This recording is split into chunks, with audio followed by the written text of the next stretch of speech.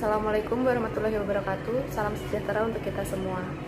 Saya Laili Puji Lestari, mahasiswa S1 Akuntansi Fakultas Ekonomi dan Bisnis Universitas Mercu Buana Jakarta. Pada kesempatan kali ini saya akan membahas forum 3 mata kuliah Auditing 1. Ada beberapa soal dalam forum 3 kali ini, yaitu soal yang pertama adalah 3 kondisi kecurangan menurut Donald Crissey. Ada 3 kondisi kecurangan menurut Donald Crissey, yaitu yang pertama tekanan, yang kedua kesempatan, dan yang terakhir rasionalisasi. Tekanan menyebabkan seseorang melakukan kecurangan. Tekanan ini memiliki berbagai macam bentuk, yaitu salah satunya tekanan sosial, tekanan dalam gaya hidup, maupun tekanan ekonomi. Yang sering terjadi dalam masyarakat ini yaitu tekanan dalam bentuk yang sering terjadi dalam masyarakat saat ini yaitu tekanan dalam bentuk kebutuhan keuangan. Banyak orang berpikir bahwa kebutuhan keuangan ini tidak dapat diselesaikan secara bersama-sama, sehingga mereka memilih menyelesaikan permasalahan ini dengan sembunyi-sembunyi, dan cara tersebut menimbulkan suatu kecurangan. Selanjutnya yaitu kesempatan. Adanya kesempatan atau peluang menimbulkan suatu kecurangan. Biasanya peluang-peluang ini tercipta dikarenakan lemahnya pengendalian sistem pengawasan internal, ketidakefektifan pengawasan manajemen, dan penyalahgunaan jabatan atau otoritas. Kegagalan dalam menentukan prosedur pengawasan yang memadai untuk mendeteksi aktivitas kecurangan mampu meningkatkan resiko atau meningkatkan peluang terjadinya suatu kecurangan. Dan yang terakhir, rasionalisasi. Rasionalisasi menjadi elemen penting terjadinya kecurangan di mana pelakunya mencari kebenaran atas tindakannya. Rasionalisasi merupakan bagian dari fraud triangle yang sulit diukur. Bagi mereka yang tidak jujur, akan lebih mudah untuk melakukan rasionalisasi tindakan kecurangan.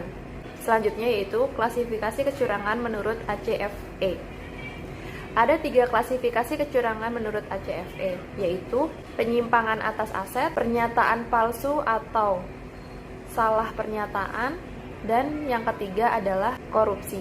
Penyalahgunaan atas aset atau asset misappropriation adalah penyalahgunaan atas aset atau pencurian atas aset atau harta perusahaan oleh pihak lain. Ini merupakan suatu bentuk fraud yang mudah dideteksi karena sifatnya yang tangible dan dapat diukur atau dapat dihitung. Selanjutnya yaitu pernyataan palsu atau salah pernyataan merupakan tindakan yang dilakukan oleh manajemen atau eksekutif dalam memberikan keterangan untuk menutupi suatu laporan keuangan perusahaan atau juga untuk menutupi kondisi keuangan yang sebenarnya dengan melakukan rekayasa keuangan atau financial engineering. Kemudian yang terakhir korupsi. Jenis fraud ini adalah fraud yang sulit dideteksi karena fraud ini melibatkan beberapa pihak, di mana pihak-pihak ini ikut menikmati suatu keuntungan dari fraud ini. Itu termasuk di dalamnya ada penyalahgunaan wewenang, penyuapan, penerimaan yang tidak sah atau ilegal, dan pemerasan secara ekonomi. Yang ketiga yaitu cara mendeteksi kecurangan. Cara mendeteksi kecurangan yang pertama yaitu dengan memeriksa jajaran manajerial. Umumnya kasus-kasus kecurangan pelaporan keuangan melibatkan pihak-pihak manajerial. Oleh karena itu, pihak manajerial harus diselidiki untuk mengetahui tujuan mereka melakukan kecurangan. Yang kedua yaitu adanya keterkaitan dengan pihak-pihak eksternal. Salah satu cara yang sering digunakan dalam melakukan kecurangan adalah dengan memberikan bantuan pada perusahaan, baik yang nyata atau fiktif.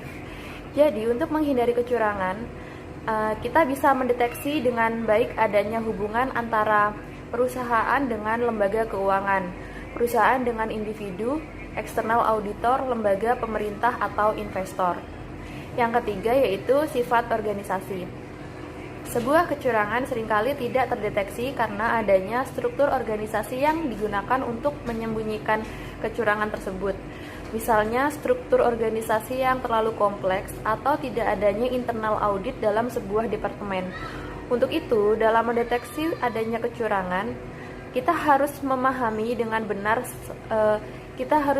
dengan benar seluk-beluk perusahaan termasuk pemilik perusahaan. Selanjutnya, yang keempat, periksa karakteristik operasional laporan. Untuk mendeteksi terjadinya kecurangan, kita bisa melakukan pemeriksaan beberapa laporan keuangan, mulai dari rekening pendapatan, aset, kewajiban, pengeluaran, hingga ekuitas. Biasanya tanda kecurangan akan terdeteksi dengan melihat adanya perubahan dalam laporan keuangan. Tahap yang kelima adalah auditor internal. Ini merupakan aktivitas konsultasi yang independen dan objektif untuk menambah nilai dan memperbaiki operasional perusahaan. Auditor internal sering juga disebut dengan penilaian yang dilakukan oleh personil dalam organisasi yang memiliki kompetensi dalam penelitian, catatan akuntansi perusahaan, dan pengendalian internal dalam perusahaan. Tujuan dari auditor internal adalah untuk membantu pihak manajemen dalam mempertanggungjawabkan dengan memberi analisa, saran, penilaian tentang kegiatan yang diaudit. Dan yang terakhir yaitu auditor eksternal. Berbeda dengan auditor internal yang dilakukan oleh personil di dalam perusahaan, auditor eksternal dilakukan untuk meminta bantuan pihak luar dalam melakukan deteksi kecurangan dalam perusahaan, serta melakukan analisa jika auditor internal mengalami kesulitan. Soal yang keempat yaitu sejauh mana tanggung jawab auditor eksternal apabila dalam laporan keuangannya ditemukan suatu kecurangan. Auditor eksternal ini bertanggung jawab kepada kecurangan hanya sebatas sepengetahuannya dalam proses audit. Karena dalam audit laporan keuangan tidak terdapat kewajiban untuk menelusuri kecurangan tersebut, hanya sebatas menilai dan melaporkan saja. Karena untuk menelusuri kecurangan dibutuhkan teknik dan jasa audit lain yang disebut audit investigatif. Dan yang terakhir yaitu apa yang menjadi isu hukum atas kecurangan pelaporan di akhir-akhir ini. Meningkatnya kasus isu-isu hukum dalam akhir-akhir ini yaitu dikarenakan kasus-kasus korupsi yang sering terjadi. Banyak perusahaan yang melakukan manipulasi atas laporan-laporan keuangan, sehingga untuk meminimalisir dan memberikan efek jera kepada pihak-pihak yang melakukan kecurangan dalam pelaporan keuangan perusahaan, pemerintah memberikan regulasi untuk mengatur dalam kecurangan pelaporan keuangan tersebut.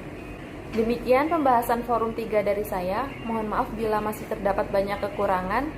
Billahi taufiq wal hidayah. Wassalamualaikum warahmatullahi wabarakatuh.